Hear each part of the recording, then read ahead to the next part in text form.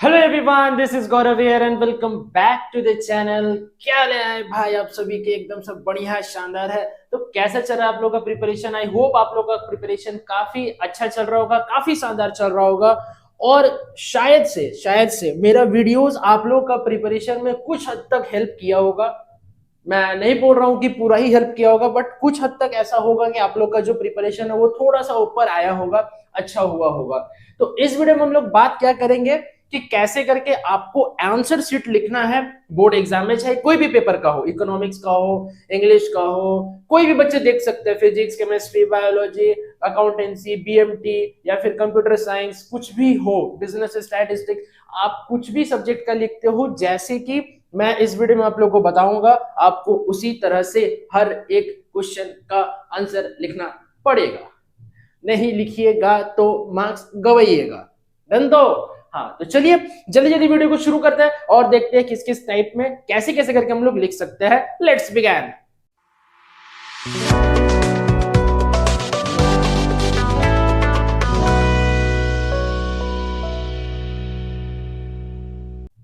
तो सबसे पहले बात करते हैं कि कैसे हम लोग का जो क्वेश्चन पेपर है किस पैटर्न में बटा हुआ रहता है। आप लोगों को पता है, आप लोगों का जो क्वेश्चन पेपर है वो पार्ट ए और पार्ट बी, यानी बेसिकली जो जैक बोर्ड का क्वेश्चन पेपर आता है वो पार्ट ए और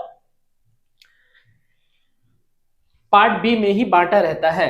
तो सुनना ध्यान से, ठीक है? आराम से बताएंगे एक एक चीज करके। देखो ध्यान से, मेरा पार्ट ए में बटा हुआ रहता है, जो कि मेरा पार्ट ए में क्या आता है, सिर्फ और सिर्फ एमसीक्यूज आएगा, और वो भी कितना आएगा सर? 30 आएगा, 30 क्वेश्चंस आएगा, यही ना?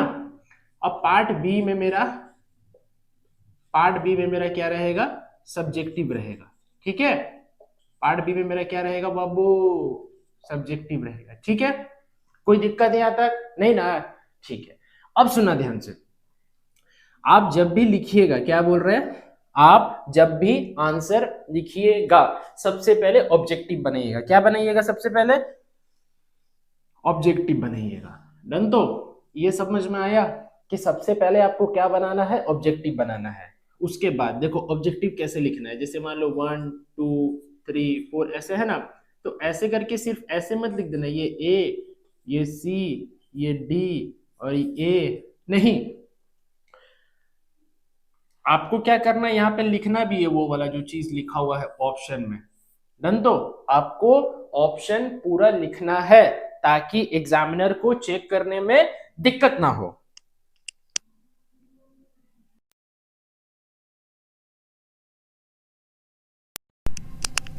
समझ गए?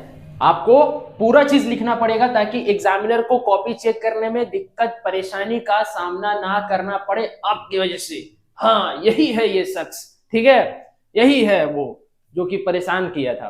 क्योंकि देखिए, आपका अगर आप बढ़िया से प्रेजेंटेशन नहीं करते हो तो पूरा भड़ास वो आपका एग्जामिनर जो है हर एक कॉपी में निकलेगा। फिर हमेशा बता रहे हैं, ठीक है? देखो बढ़िया से प्रेजेंट करो। पता है, अगर मार्क्स स्कोर करना है 90% plus, you have to focus on your presentation. आपको हमेशा प्रेजेंटेशन क्या करना है? बेटर करना है। चाहे कोई भी कॉपी आप लिख रहे हो, कोई भी सब्जेक्ट का कॉपी लिख रहे हो, प्रेजेंटेशन आपका बेस्ट होना चाहिए।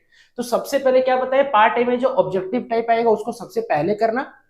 और मेरा क्या करना पता है, जैसे मान लो ना, ये 5 6 7 8 9 10 ऐसे करके ना लिख देना, ठीक है? आप लोग को तो एमआर मिलेगा, ठीक है? तो कोई परेशानी नहीं है। नहीं मिलेगा, अगर नहीं मिलता तो क्या करना, ऐसे करके नंबर लिख देना, उसमें से जो जो आता है वो लिखते चले जाना, ठीक है? उसके बाद ये जो पार्ट बी है, पार्ट बी क्या बोले, ये जो पार्ट मेरा बी है यानी सब्जेक्टिव का, ये मेरा 3 सेक्शन में बांटा रहेगा ना, 3 सेक्शन में होगा, ठीक है? सबसे पहला सेक्शन ए में क्या करना है, शॉर्ट आंसर टाइप को वेरी शॉर्ट लिखना है ना, वेरी शॉर्ट, ठीक? उसके बाद सेक्शन बी में क्या रहेगा मेरा, सेक्शन बी में मेरा रहेगा, बोलना, शॉर्ट रहेगा, समझे बेटो?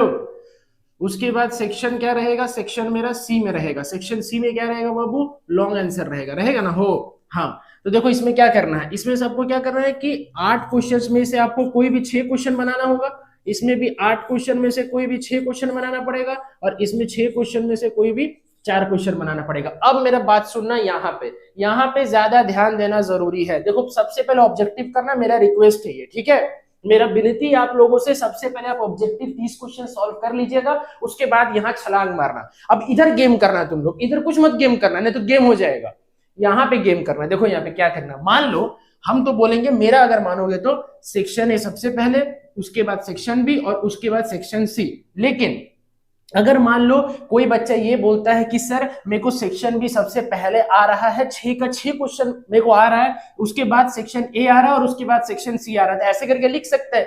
बिल्कुल लिख सकते हो, एकदम 110% लिख सकते हो, ठीक है, कोई दिक्कत नहीं है, ठीक। लेकिन एक बात का ध्यान रखना, जैसे इसमें 6 क्वेश्चन है, ठीक है, तो मान लो 8 क्वेश्चन है, तुमको 1 नंबर आता है, 2 नंबर आता है, 3 नंबर आता है, 7 नंबर आता है और 8 नंबर आता है, और एक तो ले लो क्या 5 नंबर आता है मान लो, ठीक। तुमको 4 नंबर 6 नंबर नहीं आता है, इतना तुमको क्वेश्चंस आता है, 6 क्वेश्चंस या 8 में से। अब तुम क्या करना, देखना ध्यान से, ठीक है, पहले 1 लिखना, फिर 2 लिखना, फिर 3 लिखना, फिर 5 लिखना और फिर 7 लिखना और फिर 8 लिखना, ऐसे करके सीरियली होना चाहिए। और यदि तुम ऐसा किया, पहले 2 लिख दिए, फिर 8 लिख दिए, फिर 3 लिख दिए, फिर 7 लिख दिए, फिर 5 लिख दिए, पहले बाद में 1, पागल है? असेंडिंग से डिसेंडिंग ऑर्डर खेल रहा हो क्या? डिसेंडिंग ऑर्डर में सजा देंगे, असेंडिंग ऑर्डर में सजा देंगे, वो सब नहीं सिखा रहे तुमको। हम क्या सिखा रहे हैं तुमको? हम सिखा रहे हैं भैया कि कैसे करके आंसर प्रेजेंट करोगे ताकि नंबर अच्छा मिलेगा। समझ रहे हो? नहीं बुझा रहा है? बुझा रहा ना हो? हाँ, तो क्या करना है कि सबसे पहले तुमको ऐसे करके सीरियल वाइज लिखना है। तो कोई भी तुम सेक्शन अगर उठा रहे हो, जैसे मान लो सी सेक्शन उठाए हम, अब सी में से जितना सवाल बनाना है, 4 सवाल, तो चारों को सीरियली लिखना। समझ गया ना? जैसे हम कैसे बताए हुए एग्जाम्पल, चारों को सीरियली लिखने का कोशिश कीजिएगा, ठीक है। और जैसे पहले सेक्शन बी उठाना, सेक्शन बी का सारा सीरियल लिख देना, उसके बाद मान लो सेक्शन सी आता है तो सेक्शन सी का लिखिएगा, उसके बाद सेक्शन ए का आता है तो सेक्शन ए का लिखिएगा।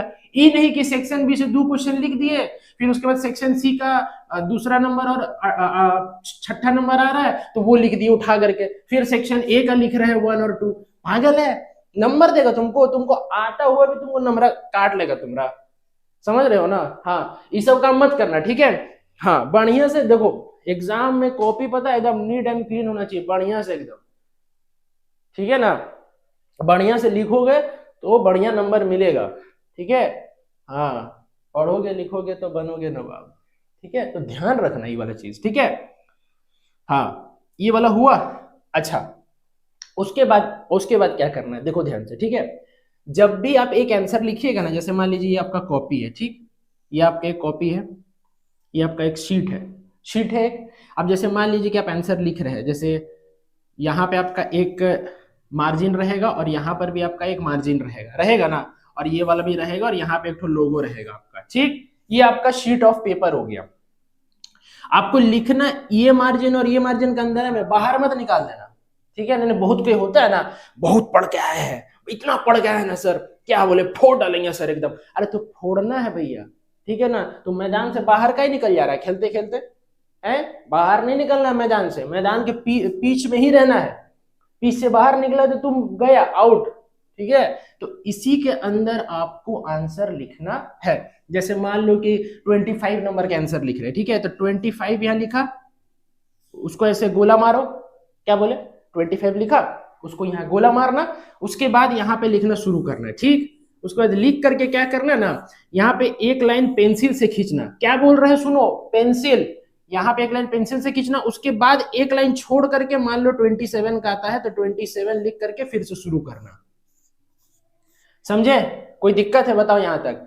सबसे पहले क्या करना कि मार्जिन के इस साइड आप नंबर दीजिएगा, उसके बाद आंसर खत्म होने के बाद आप एक लाइन खींचिएगा पेंसिल से, उसके बाद फिर एक लाइन छोड़ने के बाद दूसरा आंसर शुरू कीजिएगा। ऐसे करके हर एक सवाल के बाद आपको क्या करना है, पेंसिल से खींचना है और उसके बाद ही आंसर लिखना है दूसरा वाला। डन? तो कोई दिक्कत नहीं। अब ध्यान से सुनना सर, इसमें बड़ा कंफ्यूजन है सर, ये ब्लू पेन और ब्लैक पेन में, ठीक है। देखो, तुमको वहां पे ड्राइंग कंपटीशन के लिए नहीं बुलाया जा रहा है, ठीक है। तुमको वहां पे ड्राइंग कंपटीशन के लिए नहीं बुलाया जा रहा है, तुमको वहां पे आंसर लिखने के लिए बुलाया जा रहा है। तुम्हारा कितना नॉलेज है वो चेक करने के लिए बुलाया जा रहा है। तो इसीलिए रिक्वेस्ट है मेरा कि अपना कलाकारी ना दिखाए, प्रयोग ना करे, ठीक है। ध्यान से सुनना, सिर्फ और सिर्फ आपको ब्लू पेन का इस्तेमाल करना है। तो क्या सर ब्लैक पेन का इस्तेमाल ही नहीं करेंगे? हाँ कीजिएगा। अगर आपको मान लीजिए कि कोई चीज अंडरलाइन करना होगा, जैसे कि मान लो फॉर एग्जांपल आपसे कोई चीज का कैरेक्टरिस्टिक्स पूछा, विशेषता पूछा, ठीक है, तो उसके बारे में लिखो। जैसे मान लो कि माइक्रो इकोनॉमिक्स क्या होता है आपसे पूछा, तो जैसे कि यहाँ पे लिखो आप माइक्रो इकोनॉमिक्स, ठीक है, माइक्रो इकोनॉमिक्स लिख करके ऐसे अंडरलाइन जब करोगे तो ब्लैक से कर देना, ठीक है। लेकिन ऐसा नहीं कि माइक्रो लिख रहे हैं ब्लू में, हम इकोनॉमिक्स लिख रहे हैं ब्लैक। वाह बेटा क्या लग रहा है एकदम देखने में गधा धोंधा कहीं का, वैसा नहीं करना है, ठीक है। एक ही कलर में लिखिएगा ब्लू में, और अंडरलाइन करना है तो ब्लैक में लिखिएगा, ठीक, डन तो। हाँ उस ये वाला समझ गया ना, इसमें कोई दिक्कत नहीं ना है, ठीक है। तो ये वाला ऐसा ब्लू और ब्लैक पेन वाला समझ गया, और ये वाला भी समझ गया। अच्छा और एक चीज बताते हैं, ध्यान से सुनना। मान लो फिर से एक पेपर है, ठीक, एक यहाँ पे क्या है, पेपर है, तो यहाँ पे मार्जिन होगा, यहाँ पर भी मार्जिन होगा, और ये वाला जगह भी मार्जिन होगा। अब मान लो ना क्या किया है, तुमको ऐसे ऐसे लिख रहा है, पता चला कि ओह तीसरा लाइन में गलती हो गया सर। अब पता है बच्चा क्या करेगा, ऐसे, ठीक है, फिर ऐसे इतना बड़ा एक चिन्ह लगाएगा, बाप रे डेंजर है क्या है। नहीं तो फिर ऐसे ऐसे ऐसे करेगा, देखना ऐसे ऐसे ना, उसका पेन ज्यादा होता है, इसी लोग घिसता है ऐसे ऐसे करके, है ना। नहीं करना है बाबू, ये सब मत करो यार, ठीक है। देखो क्या करना है ना, जैसे मान लो यहाँ पे गलती हो गया कुछ, ठीक है, तुम एक काम करो, तुम क्या करना, जैसे गलती हुआ ना, गलती हुआ उसको क्या करना है ना कि तुम उसके बगल में सही वर्ड लिख करके फिर आगे बढ़ते चले जाना, ठीक, ये पहला काम है। या फिर अगर ऐसा नहीं करना है तो एक काम और कर सकते हैं। देखो जैसे मान लो ना कि कोई भी वर्ड लेते हैं, जैसे मान लो शॉर्ट लिखते हैं, ठीक है, तो SHOT, तो ये डेयरी मिल्क शॉर्ट हो गया, हमको लिखना था SHORT, ठीक है। अब इसको क्या करना ना, सीधा सा एक लाइन खींचना और ऊपर से यहाँ पे लिखना SHORT, ठीक है। लेकिन इस लाइन से अच्छा है आप क्या करो, ऐसे करके ये वाला करो, ये ज्यादा बेटर है इससे। क्यों बताओ तो, कभी भी गिजर बिजर तो करना ही मत, अगर मन जा रहा है तो एक लाइन खींचना, कभी भी गिजर बिजर मत करना। शॉर्ट उसके बाद नहीं लिखो, क्या बोलते हैं, जो सही शब्द है उसको लिख दो उसके बाद। क्यों पता है, देखो बता रहे, जब भी एग्जामिनर कॉपी चेक करेगा ना आपका, तो जैसे काट दिए ना तो उसका मन खराब हो जाएगा, काट दिया, इतना अच्छा आंसर लिखा था, इतना अच्छा राइटिंग में लिखा था, तो उसका मन वहीं पे खराब हो जाएगा, समझे। और अगर गलत भी लिखता है ना, उसके बाद सही लिख करके पार कर दीजिएगा, तो क्या होगा ना कि उसका वहां जो आंख है वो जाएगा ही नहीं, वो सही सिर्फ पढ़ते चला जाएगा और आपको मार्क्स देते चला जाएगा, ठीक है। तो समझ में आया क्या बोल रहा है कि नहीं बुझा रहा है, काहे नहीं बुझाएगा हो, ठीक से पढ़ो बढ़िया से, ठीक है, देखना वीडियो को फिर से, नहीं हो रहा पूरा एकदम घुमा दो वीडियो को शुरू से एकदम, ठीक है, समझ गया ना। तो इतना कुछ आपको ध्यान रखना है जब भी आप आंसर शीट लिखिएगा तो। और मेरा ये कहना है कि आप सबसे पहले ऑब्जेक्टिव बनाना, उसके बाद ही सब्जेक्टिव को टच करना, और सब्जेक्टिव में जैसे बताया अगर कोई एक सेक्शन को उठा रहे हो तो उस क्वेश्चन, उस सेक्शन का जो क्वेश्चन होगा उसको सीरियली लिखना, ऐसा नहीं कि उल्टा पुल्टा लिख रहे। और ऐसा भी मत करना कि 2 सवाल सेक्शन बी से, 3 सवाल सेक्शन ई से, 2 सवाल फिर सेक्शन सी से, ऐसा नहीं करना है। अगर सेक्शन बी से 2 सवाल उठा रहे तो उसको पूरा करो, 2 सवाल क्यों, पूरा 6 का 6 सवाल करो, फिर सेक्शन में जाना, ये नहीं कि सेक्शन बी से 2 सेक्शन ए से 1, ऐसा काम नहीं करना है, ठीक है।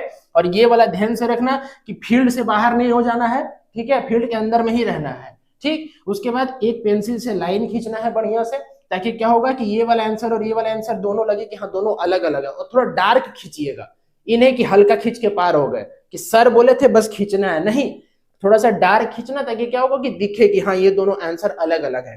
और जैसे ही यहाँ पे फुल स्टॉप मारे, एक लाइन छोड़िएगा, पेंसिल से लाइन खींचना, फिर उसके बाद एक लाइन छोड़ना, और उसके बाद से नेक्स्ट क्वेश्चन शुरू करना, डन इतना। हाँ उसके बाद क्या करना है, गिजिर बिजिर करके काटने का आवश्यकता नहीं है, ठीक है। और ब्लू और ब्लैक पेन दोनों ही एग्जाम में ले जाइएगा, और साथ में पेंसिल भी रखना है, साथ में पेंसिल भी रखना है आप लोगों को, क्योंकि पेंसिल का भी जरूरत आप लोगों को पड़ेगा। मान लो इंग्लिश कोर के एग्जाम में जाओगे तो क्या बॉक्स नहीं बनाओगे, नोटिस राइटिंग लिखते वक्त बनाओगे ना। इकोनॉमिक्स के एग्जाम में जाओगे तो वक्र नहीं बनाओगे, किसी का डायग्राम नहीं बनाओगे, बनाओगे ना तो किससे बनाओगे, पेंसिल से बनाओगे, नहीं वाला ही वाला। तो पेंसिल भी रखना है, blue pen, black pen, scale, सारा कुछ लेके जाना है, ठीक है। और कोशिश कीजिएगा ये वाला ध्यान से कि ये वाला पेंसिल से हमको लाइन खींचना है, कभी भी पेन का इस्तेमाल मत कीजिएगा। इससे क्या होगा कि कॉपी दिखने में सुंदर लगता है। अकाउंटेंसी में मान लीजिए कि आप लोग को फॉर्मेट खींचना है कैश फ्लो स्टेटमेंट का, तो कैश फ्लो स्टेटमेंट का फॉर्मेट क्या, पेन से खींचिएगा, कभी भी नहीं मार्क्स काट लेगा पूरा एग्जामिनर, फिर रोते रहिएगा पूरे जिंदगी भर, ठीक है, ये सब काम नहीं करता। ये सब क्या बता रहे हैं, ये सब से क्या होगा कि टीचर जो होगा ना कॉपी चेक करते वक्त आपका कॉपी ज्यादा ध्यान से चेक करेगा, तो आपको मार्क्स भी अच्छा मिलेगा, क्योंकि प्रेजेंटेशन सबसे पहले अच्छा होना चाहिए। ठीक है, और पहला पेज में कभी भी काटाकुटी मत कीजिएगा, नहीं आता है छोड़ दो। ठीक है, जैसे मान लो कोई ऑब्जेक्टिव नहीं आता, अभी छोड़ दो, अरे इतना टाइम पड़ा है, 3 घंटे का टाइम मिलेगा, 3 घंटा 15 मिनट का, वो भी 15 मिनट क्वेश्चन पेपर पढ़ने के लिए, और 3 घंटा लिखने के लिए मुहूर्त मिलेगा, तो मुहूर्त है नहीं है तुम्हारे पास, मान लो अभी याद नहीं आ रहा है, छोड़ दो। ये नहीं जबरदस्ती कुछ भी लिख के पार हो जाना है कि ऑब्जेक्टिव पर ध्यान नहीं दे देंगे, सिर्फ सब्जेक्टिव लिखते जाएंगे। ऐसा बहुत बच्चा होता है कि ऑब्जेक्टिव पे बोलता है एक बार देख लिया ऑब्जेक्टिव खत्म हो जाना चाहिए एक के बार में, नहीं होगा यार। बहुत सारा देखो, अगर 30 सवाल आ गया ना तो 25 सवाल ऐसा होगा तो पूरा आता होगा, 22 से 25 सवाल, और जो उसके बाद वाला 5 से 8 सवाल होगा ना उसमें तुम फंसोगे, तो फंसोगे तो छोड़ दो ना यार, बाद में देखना, इतना टाइम पड़ा हुआ है। ठीक है, कभी भी गलत मत लिखो और उसको काटो मत पहला पेज में, और साफ सुथरा लिखना, साफ साफ लिखना, और हाथी नियन मत लिखना। थोड़ा जो शब्द है ना उसको कम खिलाना, ज्यादा खिला देता है तुम लोग, जब कम खिलाना थोड़ा तो क्या होगा ना कि उसका पेट उठ बाहर नहीं आएगा। ठीक है, छोटा छोटा बढ़िया से गोल गोल लिखना, डन। तो हाँ, तो ऐसे करके आप लोग को अपना जो आंसर शीट है उसको प्रेजेंट करना है एग्जामिनर के सामने, ताकि एग्जामिनर भी खुश हो आप लोग का आंसर शीट देख करके। ठीक है, कभी भी ऐसा गलती मत कीजिएगा, जो जो मैंने बताया उसको कभी भी रिपीट मत करना। ठीक है, तो वीडियो पसंद आए तो वीडियो को लाइक करना, चैनल में मेरे नहीं हो तो प्लीज चैनल को सब्सक्राइब कर दो, अपने सारे दोस्तों तक ये वीडियो शेयर करना, उनको बताना कि आंसर शीट कैसे लिखना चाहिए। तो मिलते हैं नेक्स्ट वीडियो में कुछ नए क्वेश्चंस के साथ इंग्लिश स्कोर का। Till then bye bye, wish you all the very best for your exam, keep growing and keep learning.